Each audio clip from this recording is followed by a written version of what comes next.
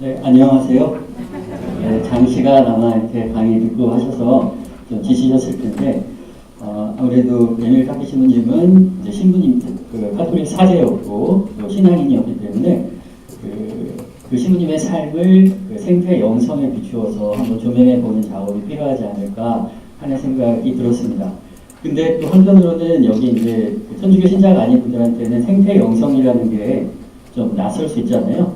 그래가지고, 일단은 생태 영성에 대해서 무엇인가 이렇게 또 생태 영성 그리스도교의 어떤 그 사상이라든지 생태 영성에 대한 논쟁도 있거든요. 그 부분에 대해서 미리 점검을 하고 그 다음에 이제 에밀 다케 신부님의 삶을 거기에 비춰서 한번 평가해보는 그런 시간을 갖도록 이렇게 하겠습니다. 우선 이제 시작할 때 제가 그걸 할까요?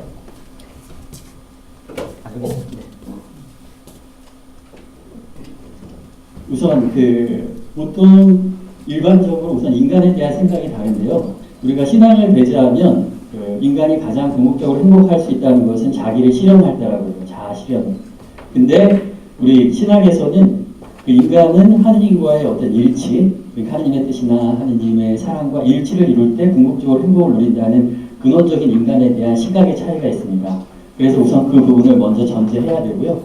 그 다음에 그 영성의 신학적 전제로서 행위는 본성을 따른다는 말이 있어요. 굉장히 어려운 말 같지만 어떤 행위를 할 때 그 행위는 어떤 본성에 따라서 이루어진다는 거예요. 그래서 쉽게 말하면 생긴 대로 논다는 것입니다. 쉽게 말해서. 그리고 좀 약간 부정적인 의미로 뭐라고 하죠? 이렇게 값을 한다. 말하자면 행위는 본성을 따른다는 아주 그 아리스토텔레스의 아지엘 세기뚜로 에세라는 멋진 라틴어가 우리말로 하면 생긴 대로 논다, 꼴값 떤다는 얘기입니다. 근데 그런 그 생긴 대로 이렇게 근데 그냥 우리 가톨릭 안에서는 은총이라는 게 있어요. 그래서 하나님의 은총이 우리의 생긴 대로 있잖아요. 그것을 전제로 하고 거기에 부여돼서 그것을 완성한다는 의미가 있습니다. 우리 가톨릭 신학 안에는. 그러니까 그냥 단순히 인간이 자아 실현을 하는 게 아니라 자신의 생긴 대로 그 꼴의 은총이 그것을 전제로 하고 거기에 와서 그것을 완성한다는 의미가 있어요. 그래서 바로 그 생긴 대로 있는 인간에게 내려오는 하나님의 은총은 창조되지 않은 하나님 자신의 은총. 근데 그것이 우리 안에 무언가를 만들게 되면 아마 에밀 다케 신부님 안에서도 그것은 이제 창조된 은총이 생겨난다. 이런 전제를 미리 설명을 드려야 될 것 같습니다. 근데 이제 여기 그 책에 보면은 많은 그 신학자들이 영성이란 무엇인가에 대한 이제 논쟁들이 나오는데요. 다 종합해 보면 그리스도인이 성령과 함께 예수 그리스도 안에서 살아가는 삶입니다. 영성이란 말이 낯설게 느껴지지만 성령 안에서 살아가는 삶이라고 할 수 있어요. 근데 그리스도의 영성이라고 하는 것은 계시 원리에 입각해서 그리스도인이 영적 체험을 연구하고 그 점진적 발전을 기술하며 그 체험의 구조와 법칙들을 파악하는 것이라고 되어 있는데 보통 영성 그러면은 어떤 개인과 관련된 부분이 많거든요. 그러니까 우리가 에밀 다케 신부의 영성 아니면 프란치스코의 영성 그러면 그분의 삶에 하느님께서 어떻게 성령이 작용해서 어떤 역할을 했는가라고 말하는 게 돼요. 근데 그냥 그런 것 없이 우리가 생태 영성 아니면 그리스도의 영성 그러면은 전체적인 교회적인 차원에서 우리가 갖고 있는 기본적인 어떤 영성에 대해서 말하는 것이 될 수밖에 없습니다. 그래서 그리스도의 성태 영성이라는 것은 생태 영성이라는 게 따로 있는 게 아니라 그리스도인이 보편적으로 그냥 갖게 되는 그 영성이 생태적으로 어떤 가치를 지니고 있느냐가 그리스도교의 생태 영성이다라고 정의할 수 있겠습니다. 근데 여기서 문제가 되는 게 바로 우리는 그 그리스도인들은 구약과 신약의 성경의 가르침에 따라 살아가잖아요.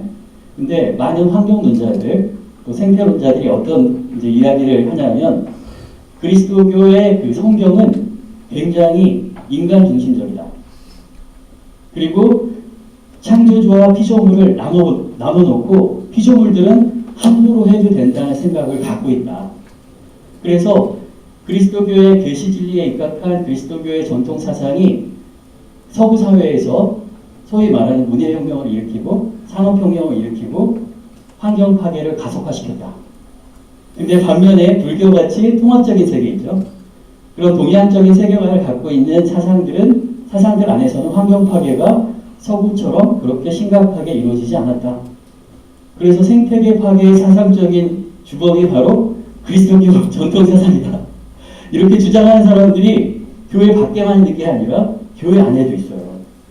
그럼 우리가 지금 난감해지죠. 지금 엘빈다케 신부님 이야기하고 생태 영성에 대해서 얘기하는데 그리스도의 계시 진리가 생태 영성에 반한다. 그것이 사실인가? 우리가 확인을 해봐야 합니다. 뭐냐면 이원론으로 창조주하고 피조주를 나눠서 탈신성화를 가져왔다는 거예요. 옛날에 우리가 무슨 신성한 바위나 아니면 어떤 나무나 큰 물고기를 보면 어때요? 여기가 이상한 게 깃들어져 있어서 함부로 하면 큰일 난다. 그래서 조심하는 게 있었잖아요. 그렇죠? 근데 이제 어떻게 됐어요? 그 모든 게 하나님께서 그냥 만든 피조물이니까 거기에 뭐 신령 같은 게 깃들어져 있지 않으니까 우리가 함부로 해도 된다는 생각을 갖겠다는 거예요. 그리고 인간은 하나님의 모상이고 다른 모든 피조물은 아니라는 거죠. 그래서 또 더군다나 창세기 1장 26절에서 28절까지 보면 다스려라, 지배하라 이런 말이 나오잖아, 인간에게. 그래서 인간 중심적이다. 그래서 이런 일이 발생했다는 이야기가 있습니다. 그래서 이것에 대해서 먼저 우리가 생각해 봐야 합니다.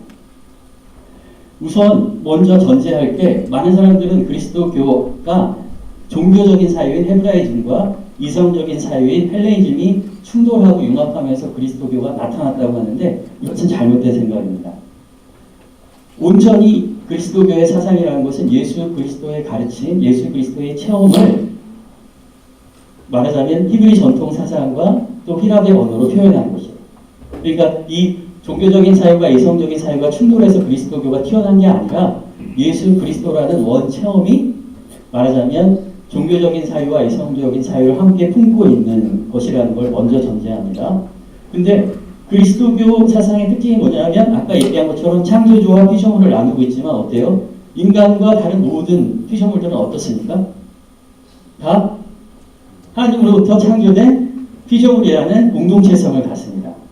그런데 만약에 창조주 하나님을 배제하고 모두가 하나라고 생각하면 사상적인 이혼론이 생겨나요. 뭐냐면 인간 앞에 선 대상으로서의 모든 피조물, 자연이라는. 그러니까 하나님을 두면 인간과 모든 피조물이 동등성을 회복하는데 하나님을 두지 않고 모두가 동등하다고 하면 사실상은 본능적으로 아무래도 인간 앞에 선 대상으로서 다가오게 된다는 겁니다. 쉽게 얘기하면 집안에 어른이 있으면, 집안에 무서운 어른이 있으면 조심하는 삶을 살게 되는데 어른을 배제하고 우리가 아무리 한 형제야 한 자매야 우린 하나로 있어 해도 언제나 자기 중심적이라는 것을 극복하기는 어렵다는 것이죠. 그리고 이제 그 부분에 대해 설명했고요. 모든 피조물에 대해서 탈신성화, 아까처럼 뭐 물고기나 나무나 이런 것에 신령한 영이 깃들어 있다는 생각을 배제시킨 건 사실이에요. 하지만 모든 피조물은 하나님 창조의 은총을 간직하고 그 영광으로 빛나고 있다는 것을 가르치고 있습니다. 그래서 인간이 그것들을 함부로 할 수 있는 것이 아니라는 것을 가르치고 있습니다. 그리고 또 인간만이 하나님의 모상이라고 하지만 피조물에 대해서 전적으로 가톨릭 신앙, 그리스도교 신앙은 전적으로 모든 피조물에 대한 소유권을 오직 하나님에게 귀속시키고 있습니다. 인간에게 있지 않아요. 그리고 그렇기 때문에 인간은 피조물에 대해서 자의적인 파괴와 착취의 권한 자체가 없다는 생각을 갖고 있어요. 그렇기 때문에 이 생각이 생태계 파괴를 가져왔다는 것도 말이 맞지 않습니다. 그리고 실제적으로 가만히 보면은 서구 안에서 문예동이 일어나고 생태계 파괴가 일어나는 것은 원래 8세기, 9세기에도 히랍 문명이 들어와서 문예동이 있었어요. 근데 그때는 그 종교적인 신앙과 어떤 히랍의 그 지식이 잘 융합이 됐습니다. 근데 그 이후에 14세기, 15세기에 올 때는 이렇게 서구가 신앙의 돛으로 가다가 신앙의 돛을 내리고 이성의 돛을 올려버렸어요.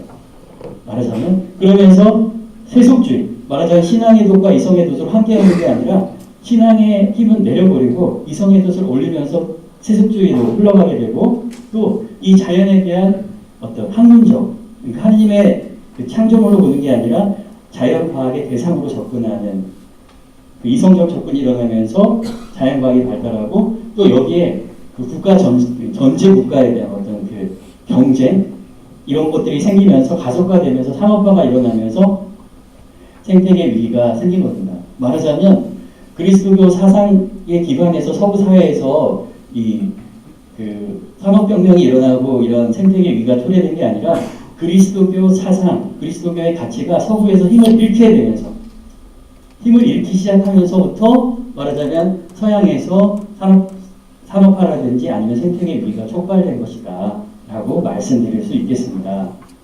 그래서 우선 먼저 우리 가톨릭 신앙이 갖고 있는 그 구약과 신약이 갖고 있는 생태계에 대한 기본적인 사고에 대해서 생각해 볼게요.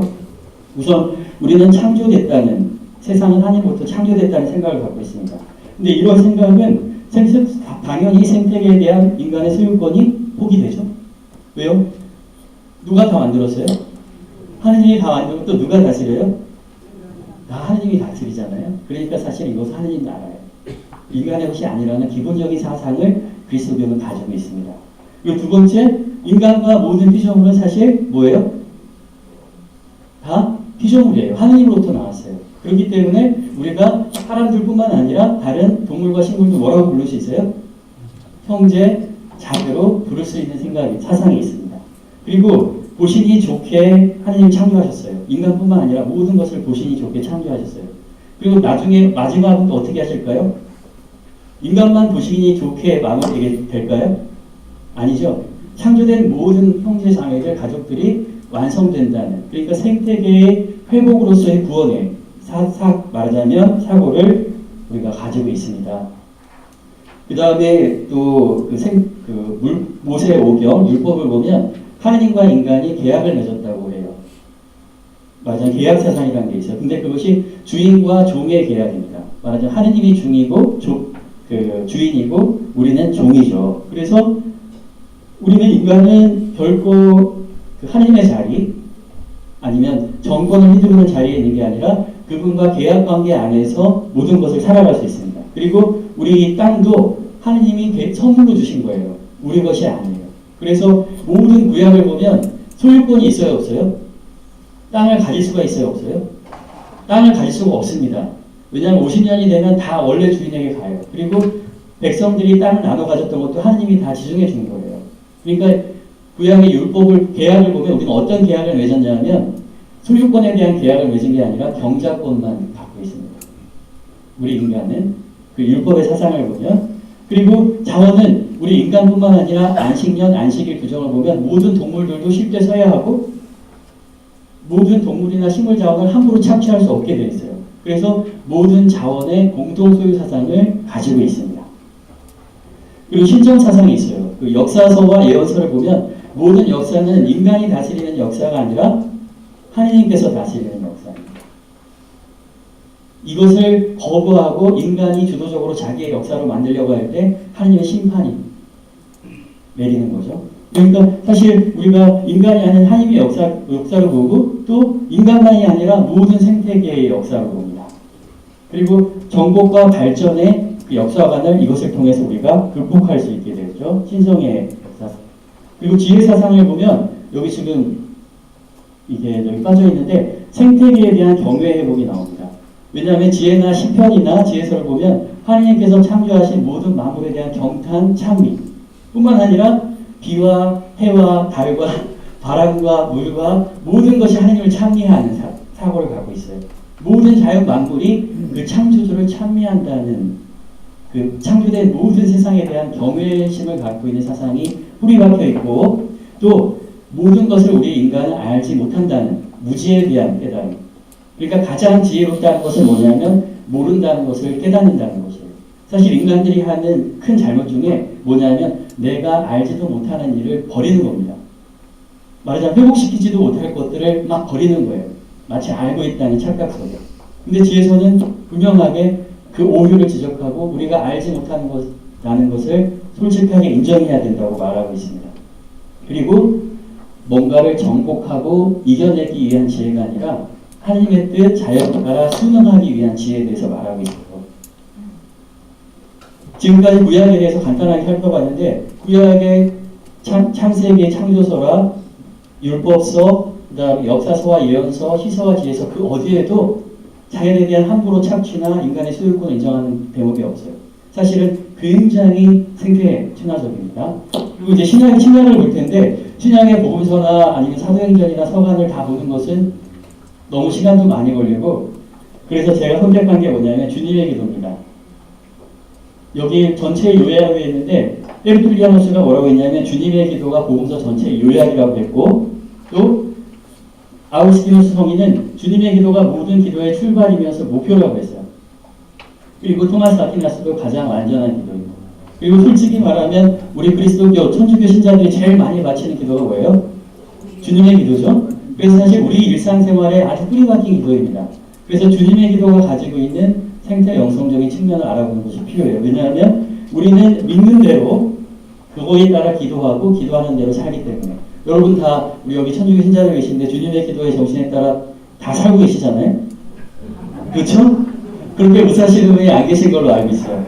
제가 지금까지 사제 생활하면서 주님의 기도에 어긋나는 삶을 사는 우리 천주교 신자들을 정말 본 적이 없어요.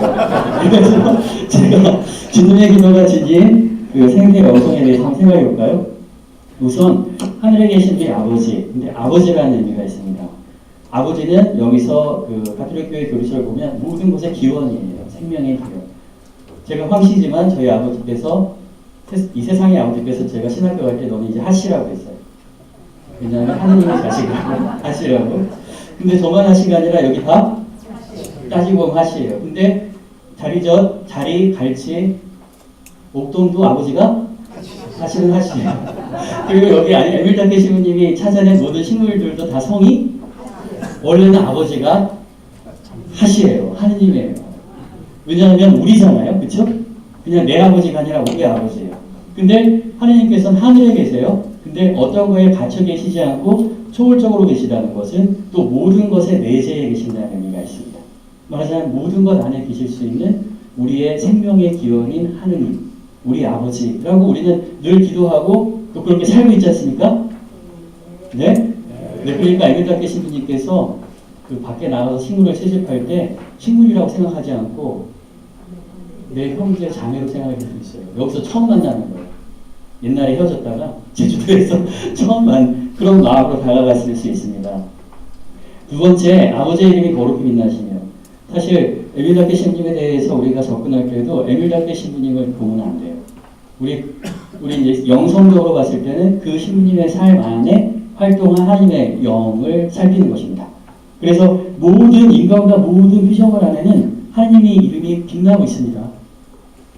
말하자면. 그리고 그것을 빛나게 해야 되는 거예요. 그래서 역사와 피조물 안에 거룩히 빛나는 하나님의 이름, 하나님의 모습을 찾아나가는 작업, 이것이 바로 하나님의 이름이 거룩히 빛나시며 라고 우리가 기도하는 것입니다. 그리고 그것을 즐기는 거예요. 하나님의 이름이 거룩히 빛나고 있는 모습을. 다 그렇게 살고 계시잖아요. 그렇죠? 네. 그 다음에 하나님의 나라가 오시며, 이것은 죽어서 가는 나라가 아니라 하나님의 뜻과 하나님의 힘과 하나님의 법이 실현되는 나라, 그 나라를 하나님의 나라라고 합니다.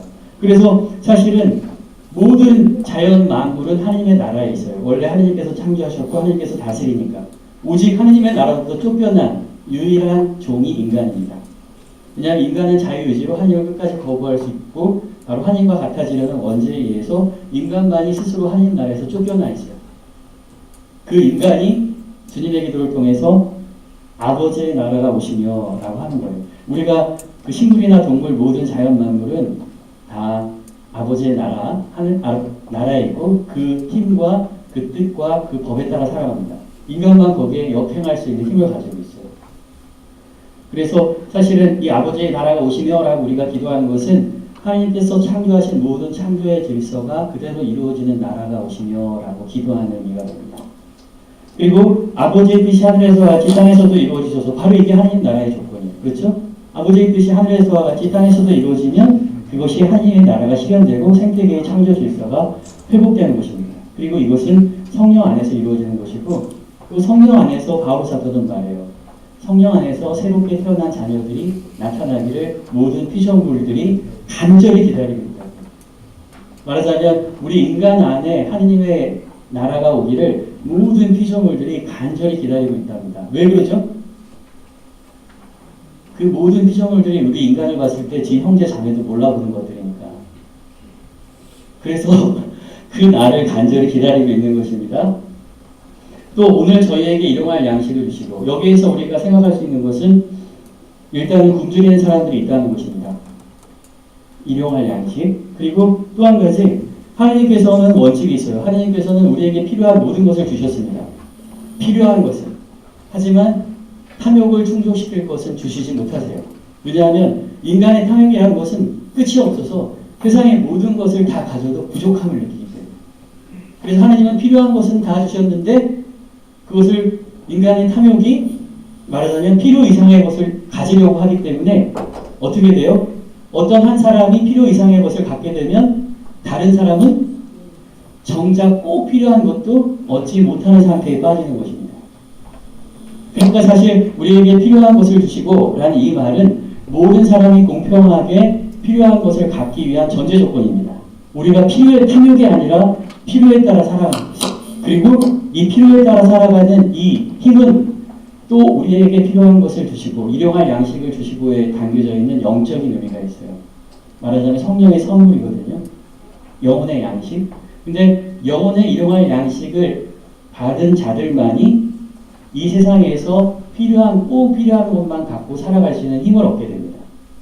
근데 이 영적인 양식을 얻지 못하게 되면 이 세상에서 불필요한 것, 탐욕에 사로잡혀서 수없이 많은 것을 갖고 착취하려고 하기 때문에 생태계 파괴가 일어나는 것이죠.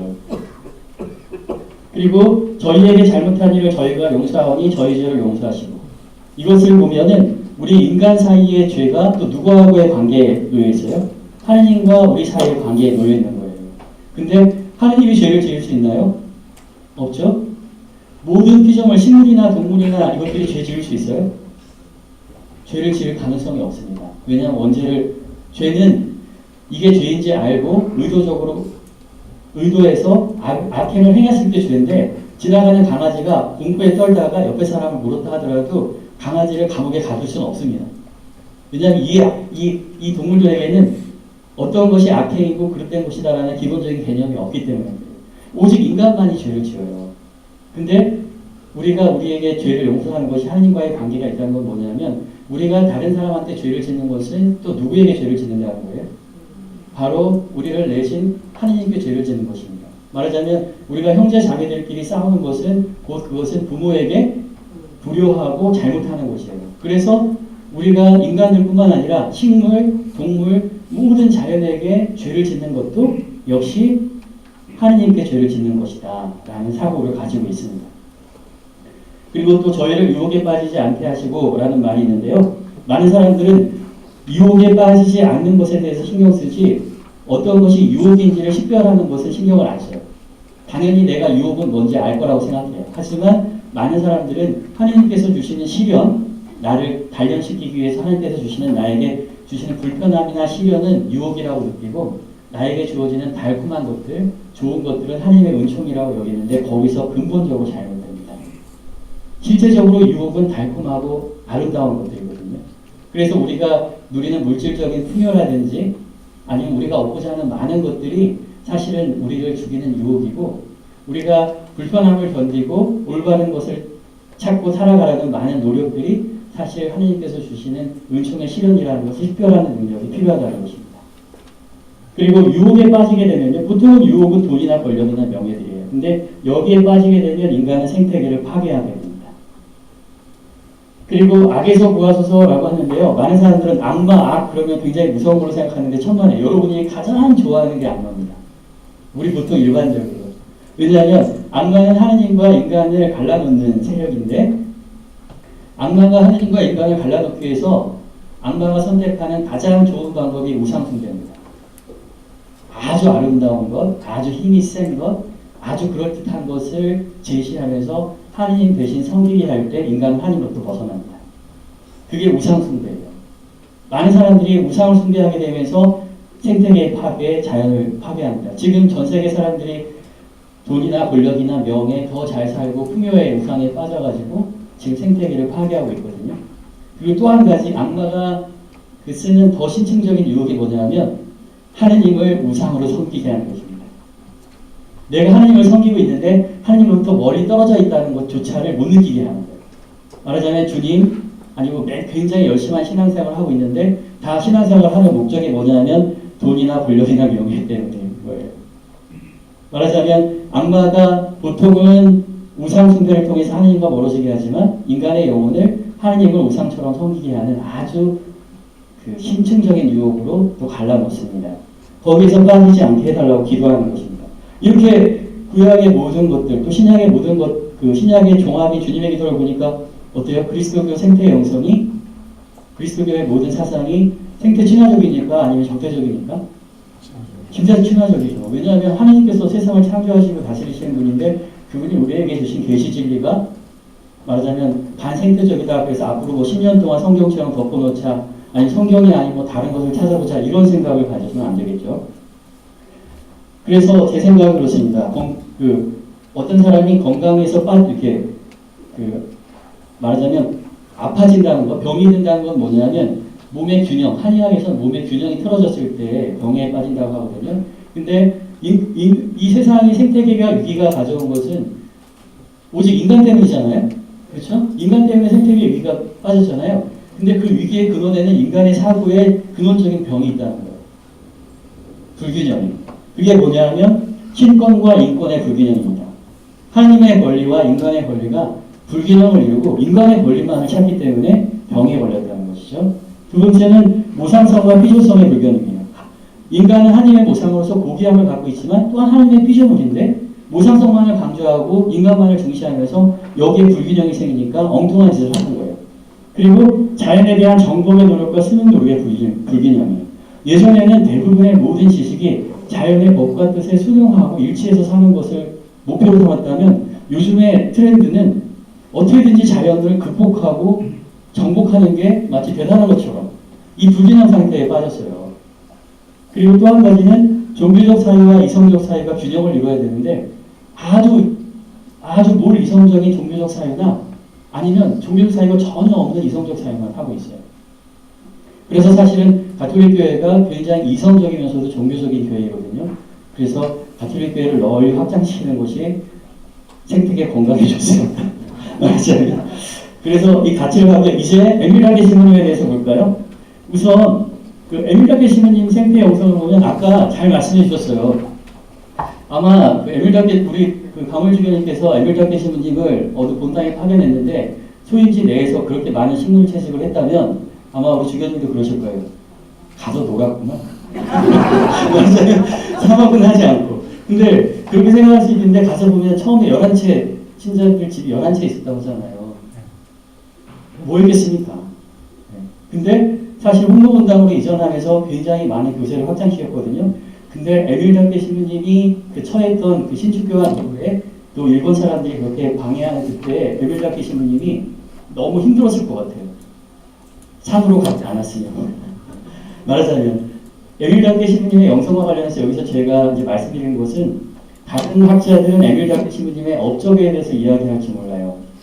하지만 생태 영성에서 굉장히 중요한 건 뭐냐면 에밀다케 신부님의 인간적인 나약함을 드러낼 때 그것을 통해서 하신 하나님의 업적이 드러납니다. 말하자면 에밀다케 신부님이 얼마나 질그릇이었는지를 드러낼 때 그를 통해서 하신 하나님의 영성이 드러나는 거예요. 말하자면 에밀다케 신부님은 본인이 식물학자고 뭐 식물을 연구하기 위해서 막 제주도에 온 게 아니라 여기 와서 너무 힘들고 어려운 상황에서 돈이 필요하고 그렇잖아요. 근데 식물 채집이나 이런 게 돈벌이가 된다는 걸 알았어요. 이게 에밀다케 신부님의 질그릇일 수 있어요. 그래서 사실 그 일본에 있는 신부님의 권유로 식물 채집을 나서면서 바로 하나님의 영이 창조되지 않은 은총이 에밀다케 신부님에게 오면서 하나님께서 창조하신 세상을 새롭게 바라보는 체험을 드렸을 거예요.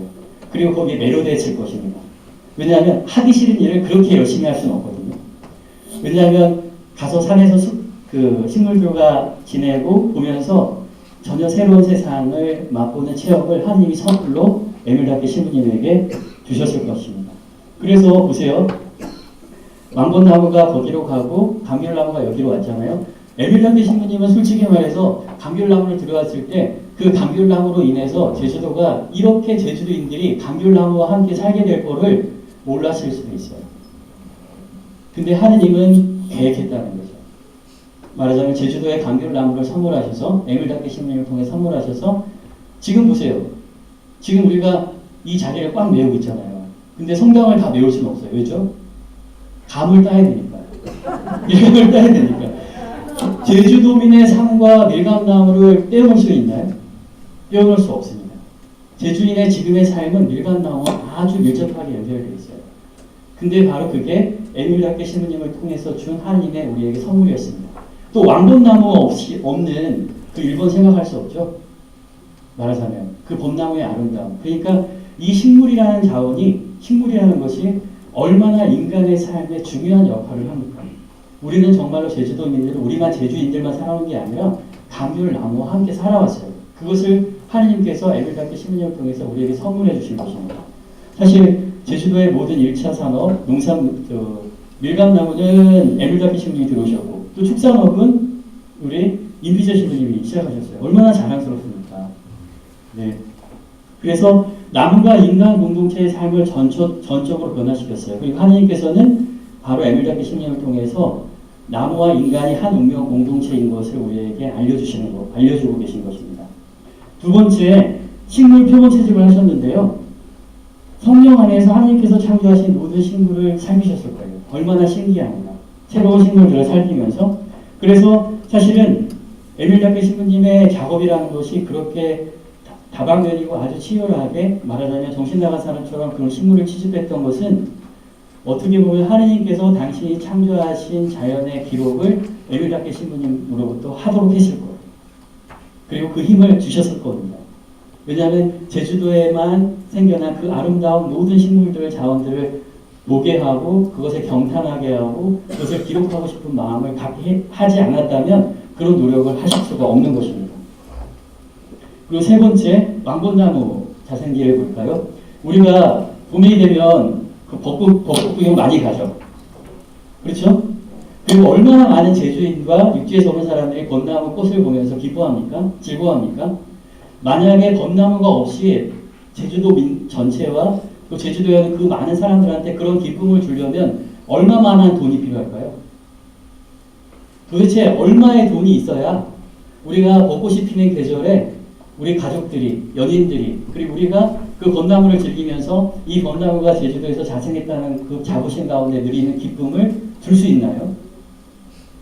돈으로 환산할 수 없어요. 이거는 하나님께서 주신 이 자연을 우리가 즐기고 또 그걸 누리는 것은 돈으로 환산할 수 없는 가치입니다.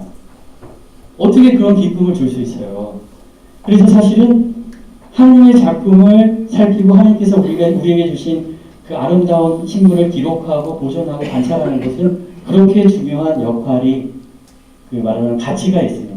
그래서 사실은 에밀다케 신부님을 통해서 하나님께서는 우리에게 우리가 왕벚나무를 즐길 때마다 그리고 그 벚꽃이 날리는 것을 볼 때마다 괜히 그 길을 걸을 때마다 하나님께서 이 제주 땅에 스스로 맞아요. 왕벚나무를 선물로 주셔서 함께 살아가게 해주셨다는 감사함을 느낄 수 있게 되는 것이죠.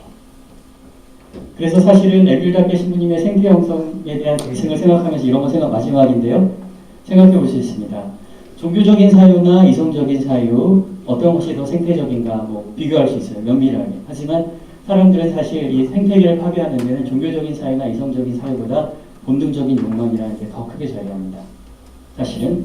그래서 사실 우리에게는 어떤 종교적인 사유나 이성적인 사유에 대한 어떤 연구보다도 실제적으로 생태 형성을 살아낸 증거자들이 중요합니다. 프란치스코 성인이라든지 아니면 에밀다케 신부님 같이.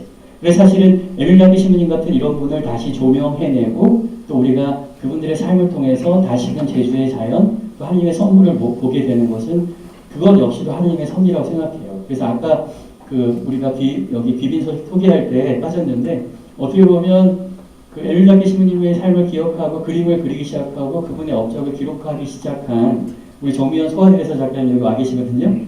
근데 그분으로부터 어떻게 보면 이런 많은 일들이 또 시작될 수 있었을지도 몰라요. 그래서 한번 박수 한번 보내주십시오.